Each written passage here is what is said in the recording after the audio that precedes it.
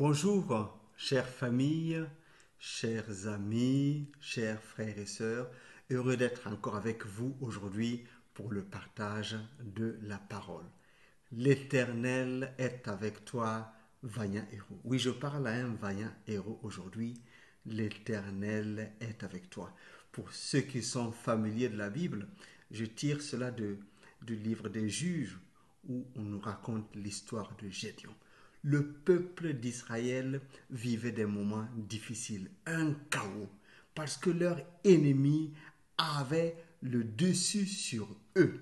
Donc les ennemis, les Madians, venaient régulièrement. Quand il y avait des récoltes, ils venaient tout prendre. Ils prenaient les richesses, ils prenaient tout ce qu'ils pouvaient prendre, laissant le peuple d'Israël dans la misère. Alors que ce peuple a connu un temps glorieux de par le passé. Mais le moment où Gédéon vivait et d'autres prophètes encore, c'était des moments très difficiles pour ce peuple.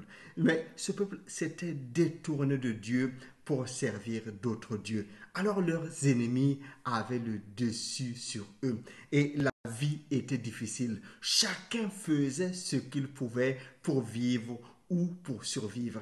Et Dieu est apparu à Gédéon alors qu'il faisait peut-être comme d'autres personnes, essayant de cacher sa récolte, le peu qu'il avait. Ce que Gédéon voulait, c'était subvenir aux besoins de sa famille. Et quand on regarde l'attitude de Gédéon, vraiment, c'est honorable. Il se battait jour après jour dans des cachettes, trouvant des stratégies de plus en plus nouvelles pour cacher davantage, pour que l'ennemi ne vienne pas voler. L'ennemi vient tous les jours pour voler. Et la stratégie, c'est vraiment se défendre, c'est se cacher, c'est que l'ennemi ne vole pas. Peut-être aussi, tu passes par une situation comme celle-ci, où tu as l'impression que ta paix t'est volée, où tu as l'impression que tu n'as plus de joie, où tes richesses te sont volées, où ta santé t'est volée. Mais ne reste pas dans cette situation-là. Survivre, c'est bien, mais Dieu t'attend plus loin.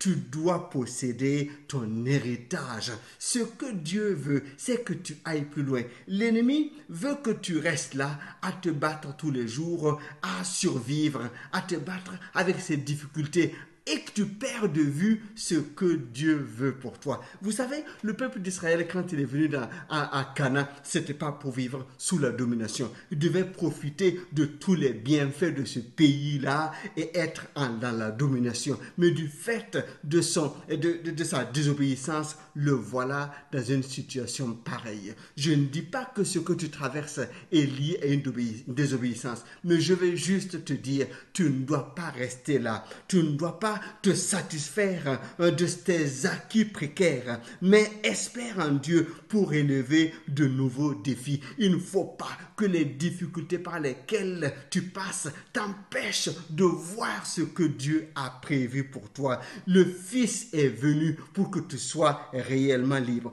Prends courage.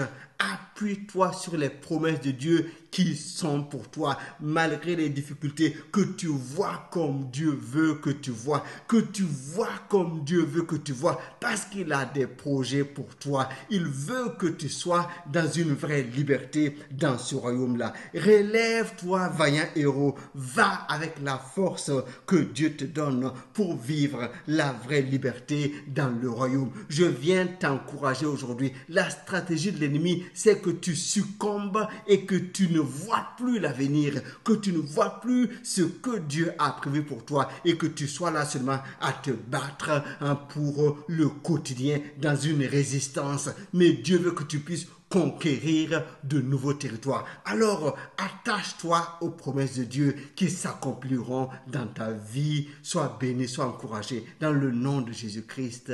Amen.